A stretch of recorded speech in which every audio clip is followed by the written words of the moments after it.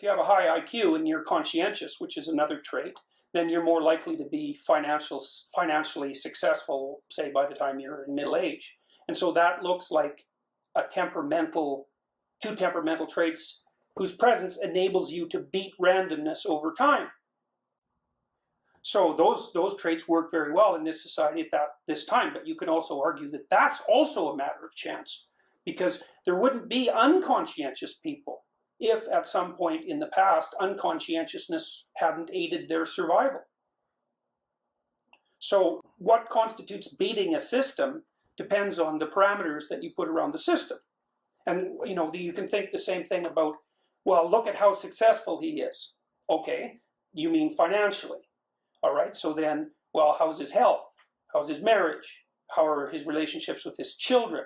What price did he pay for his wealth? Like as you add dimensions of evaluation, whether that particular person won or lost might not be so self-evident. You're always investing in one manner or another. And so I think if your character has been disrupted by your persistent attempts to deceive yourself about the nature of reality, you're going to be a financial train wreck. And I mean, I've certainly seen that in my clinical practice. I've seen people burn through amounts of money that you wouldn't think someone could burn through in that short a period of time because of self-deceptive blindness. Well, they gamble partly because it's fun. And I mean that technically.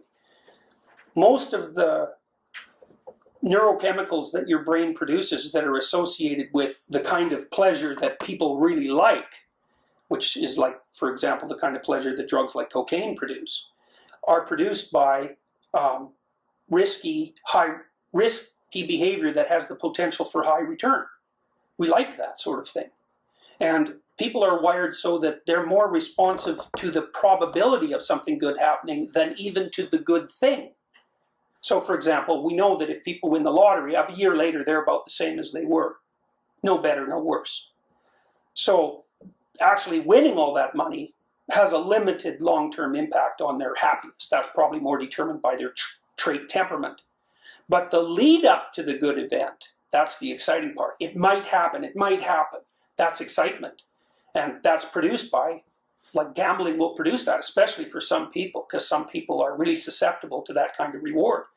Everyone's susceptible to it to some degree, and that can be manipulated, and that's what slot machines do. Like slot machines manipulate the human propensity to engage in a certain kind of gambling behavior. And why do people gamble? Sometimes taking a risk really pays off. And not taking a risk is also a risk. So there's no way out of risk. It's gamble one way or another. Just like a lottery ticket winner. What are they paying for? They're paying for the fun that's associated with the anticipation of the reward. And the brain, your emotional brain, isn't that great at calculating mathematical probabilities. And so it sort of says, some chance. You have some chance of winning $50 million. Well, it might be 1 in 380 million, but your anticipation system isn't a mathematical system. It just says, well, you have some chance. That's a lot more than none. Well, in some ways, it's infinitely more than none, because at zero, you have no chance, and, with one ticket, you have some chance. So that gets the old excitement going. You can say a life without risk is hardly worth having.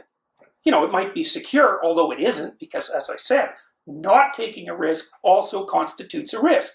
And when you look back, people often are more upset about the things they didn't do, the chances they didn't take, than the failures that they encountered. Now, not always, obviously, it depends on the failure. But, you can sit at home encased in styrofoam and have your meals delivered. And you're probably, you're not going to get mugged, probably. But what's a hell of a life? Men are more aggressive. Men have more testosterone than women. And men are more aggressive than women. And along with that aggression comes a greater propensity to take risks. And so you see this, the best example of that, really the best example is, and the best proof of it is the fact that there are way more male criminals than female criminals. Like, way more. And usually if you get a female criminal, she's tangled up with some guy that dragged her along. I mean, not always, obviously, but it's like 10 to 1. So, yeah, men take more risks. There are more great successes among men and more catastrophic failures. And that's the case in most of the sexually active animal kingdom. Men are relatively more expendable. The problem is, and this actually speaks to what people are like, benefit is finite and risk is infinite. You can die. You can only be so happy. You can be really happy. Yeah. You can be just 100% dead. And you're actually kind of wired that way because people are more sensitive to negative events than to positive events. So a loss will hurt you more than a gain of the same magnitude will please you.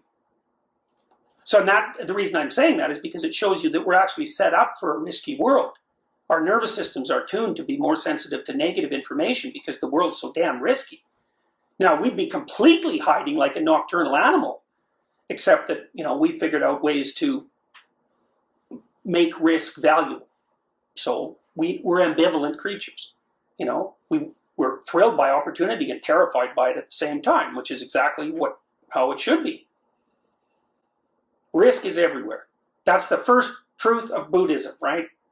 Suffering is inevitable. Life is suffering. Same thing. Risk is everywhere. Life is suffering. Period. So, partly when you're saying, well, can you regulate the collapse of these macro systems? You're saying, well, can you eliminate risk? I think there is one way that you can minimize risk. Don't be crooked.